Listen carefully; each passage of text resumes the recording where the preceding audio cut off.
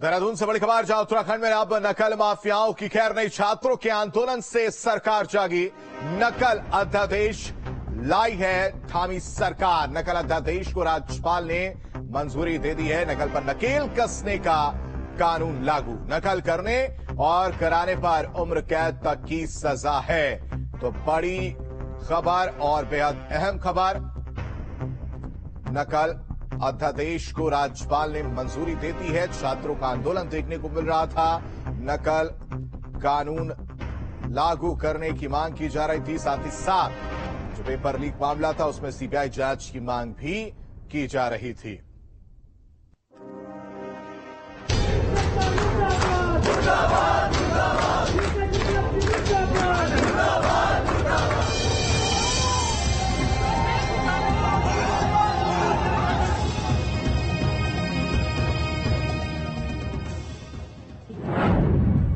उत्तराखंड में नकल माफियाओं की अब खैर नहीं।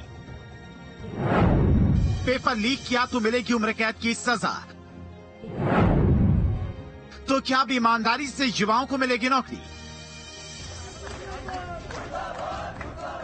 देवभूमि में लगातार हो रहे पेपर लीक पर आखिरकार थामी सरकार को जागना पड़ा। युवाओं के जोरदार प्रदर्शन और उन पर चली लाठियों के बाद सरकार को नकल के नेक्सस को खत्म करने की याद आई और आनंद फानन में प्रतियोगी परीक्षाओं में पारदर्शिता को सुनिश्चित करने के लिए कड़े कानून बनाए गए। सरकार की तरफ से नकल विरोधी अध्यादेश को गवर्नर ने मंजूरी दे दी है।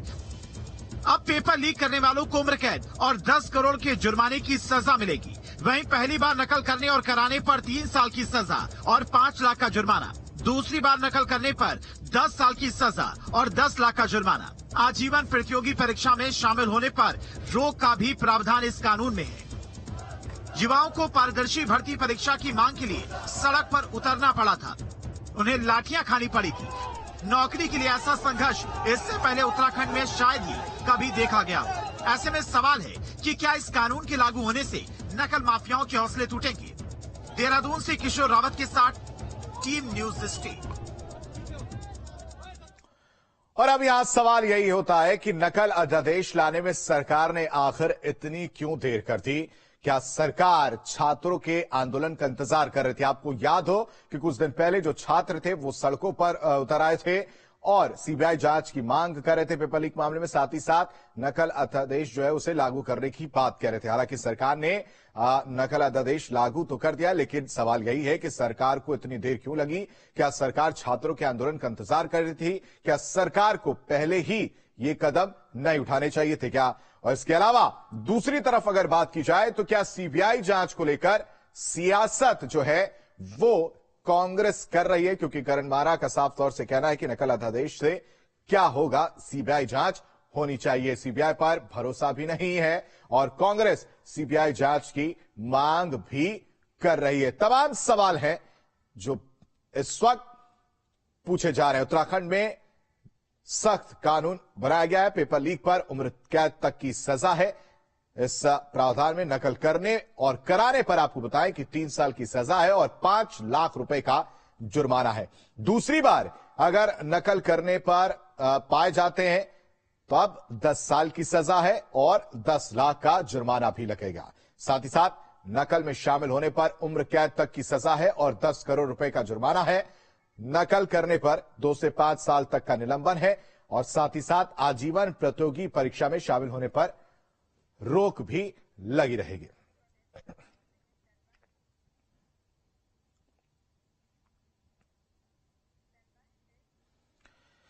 देहरादून में हुए लाठीचार्ज के बाद आक्रोशित छात्रों ने आंदोलन फिलहाल स्थगित कर दिया है, लेकिन पुलिस प्रशासन अभी भी सतर्क है। एहतियातन के तौर पर पुलिस ने परेड मैदान, गांधी पार्क, सचिवालय के आसपास 300 मीटर तक धारा 144 लगा दी है। साथ ही जगह जगह पर पुलिस फोर्स तैनात है। उत्तराखंड बेरोजगार संघ के अध्यक्ष बॉबी पवार के गांव चक्राता से छात्रों से देहरादून चलने की बात कही गई है। इसको देखते हुए भी बॉर्डर के एरिया में नाकेबंदी की गई है।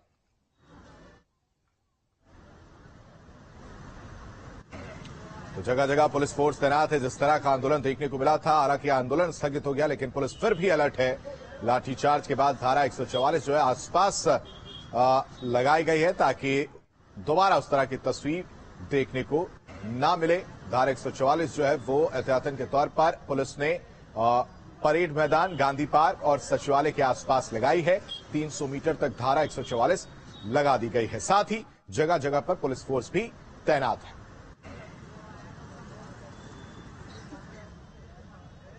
नौ जनवरी को छात्रों और पुलिस के बीच लाठीचार्ज और पथराव के बाद धारा 144 देहरादून के कई क्षेत्रों में लगाई गई है, जहां जहां धरने प्रदर्शन होते हैं, यानी देहरादून का परेड मैदान, गांधी पार्क, घंटाघर, सचिवालय से 300 मीटर वाले जो क्षेत्र है वहां पर धारा 144 लगाई गई है। हालांकि आंदोलन स्थगित कर दिया गया, लेकिन फिर भी भारी पुलिस बल तैनात किया गया है।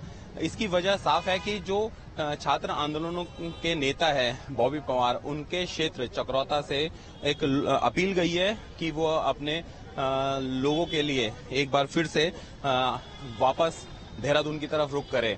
लेकिन ऐसे में बॉर्डर के एरिया या फिर जो तमाम वो जगह है जहां से चकरौता से देहरादून एंट्री है, वहां पर तमाम बैरिकेड से लगाई गई है, भारी पुलिस बल तैनात किया है। और देहरादून का जो गांधी पार्क है वहां पर भी पुलिस बल तैनात किया गया है। इसके साथ ही कांग्रेस का भी आज पुलिस मुख्यालय घेराव है, तो वहां पर भी फोर्स तैनात किया है। तो कुल मिलाकर अगर बात की जाए तो सब जगहों पर पुलिस की तैनाती गई है, पीएससी के बटालियन लगाई गई है, भारी पुलिस बल लगाया गया है। सिर्फ इसकी वजह एक ही है कि फिर से 9 तारीख का जो घटनाक्रम था वो ना हो, अशांति ना फैले और कानून व्यवस्था खराब ना हो, इसी के लिए भारी पुलिस बल तैनात किया गया है। देहरादून से वीडियो जर्नलिस्ट सोनी कुमार के साथ किशोर रावत, न्यूज स्टेट उत्तराखंड। तो 300 मीटर तक धारा 144 लगाई गई है। आपने तस्वीर देखी, आंदोलन स्थगित कर दिया गया, लेकिन पुलिस फिर भी अलर्ट है। छात्र आंदोलन के बाद पुलिस सतर्क नजर आ रही है। और दूसरी तरफ लाठीचार्ज के विरोध में सियासत भी देखने को मिली है। सियासत तेज हो गई है। कांग्रेस मुख्यालय के बाहर धरना प्रदर्शन देखने को मिला। भर्ती परीक्षाओं में धांधली की सीबीआई जांच कराने की मांग की जा रही है। प्रदेश अध्यक्ष करण मारा के नेतृत्व में प्रदर्शन हो रहा है। कांग्रेस मुख्यालय के बाहर यह प्रदर्शन, परीक्षाओं में धांधली की सीबीआई जांच की मांग, लाठीचार्ज के विरोध में सियासत तेज हो गई है।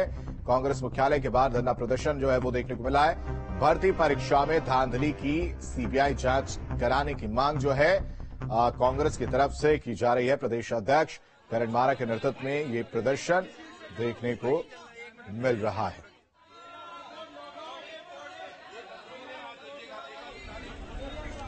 और किशोर रावत इस खबर पर ज्यादा जानकारी के साथ हमारे साथ जुड़ चुके। किशोर, नकल विरोधी कानून लाना बेहद जरूरी था, वो आ गया। दूसरी तरफ अब जो है सियासत देखने को मिल रही है। छात्र उग्र हुए थे, प्रदर्शन कर रहे थे, दबाव था सरकार के ऊपर कि जो छात्रों की मांग है उसे पूरा किया जाए। ऐसे में कांग्रेस जो है एक तरफ कहती कि उसे सीबीआई जांच पर भरोसा नहीं, दूसरी तरफ वो सीबीआई जांच की मांग कर रही है। कांग्रेस का रुख कहीं ना कहीं इसमें यह देखने को मिल रहा है कि वो सियासत करने पर ज्यादा जोर दे रही है। बिल्कुल, जो छात्र आंदोलन 9 तारीख को जो पुलिस और जो बवाल हुआ था, एक लाठीचार्ज हुआ था, तो सबसे बड़ी बात यह थी कि कांग्रेस अब इसमें राजनीति यानी कांग्रेस अब सियासत शुरू हो गई है। मैं इस वक्त कांग्रेस भवन में हूं। यहां पर कांग्रेस भवन से सीधा ये अब पुलिस मुख्यालय का घेराव करेंगे।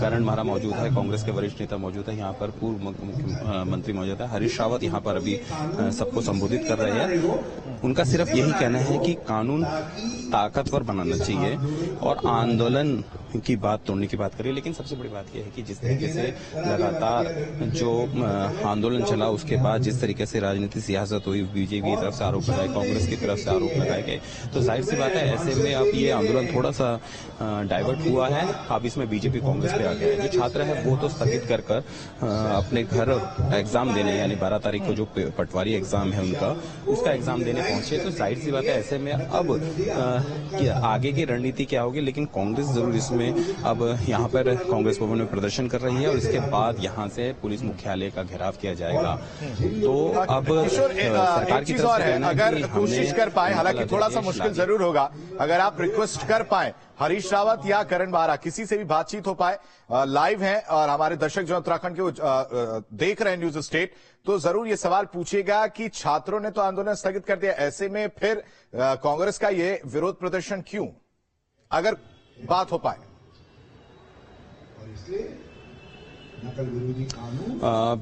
अभी फिलहाल हरीश रावत यहाँ पे संबोधित कर रहे हैं। उनसे बात करनी चाहिए थी तो उन्होंने कहा कि मैं पहले संबोधित करूंगा, फिर उसके बाद यहाँ से आगे की तरफ ये जाएंगे। लेकिन सवाल यही है कि नकल अध्यादेश कानून जो है, अध्यादेश है, उसको तो पास कर दिया है सरकार ने, राज्यपाल ने भी मंजूरी दे दी है। उसके बाद छात्र अब एग्जाम देने जा रहे हैं। लेकिन सवाल यही है कि इनका कहना है कि सब चीजें, ये जो अध्यादेश लाया गया, ये सिर्फ छात्रों के आंदोलन को तोड़ने के लिए कहा गया है। और दूसरी बात जो सबसे महत्वपूर्ण है वो इसमें ये आ रही है कि इनका कहना है कि जो छात्रों पे गंभीर धाराएं लगाई गई है, जो कानूनी धाराएं लगाई गई है, वो क्यों लगाई गई? वो छात्र पढ़ने वाले हैं, पथराव कौन करने वाले हैं, इनकी अलग बात कह रहे हैं। तो अब सबसे बड़ी बात यह है कि अब ये यहाँ पर हरीश रावत इनको संबोधित कर रहे हैं। तस्वीरें आप सीधे दिख रहे हैं, तो हरीश रावत इस वक्त आप सुन सकते हैं उनको एक बार। ठीक है किशोर, आप हमारे साथ बने रहिए। हम अपने दर्शकों को लगातार एक एक अपडेट दे रहे हैं। उत्तराखंड में कल पटवारी भर्ती परीक्षा है।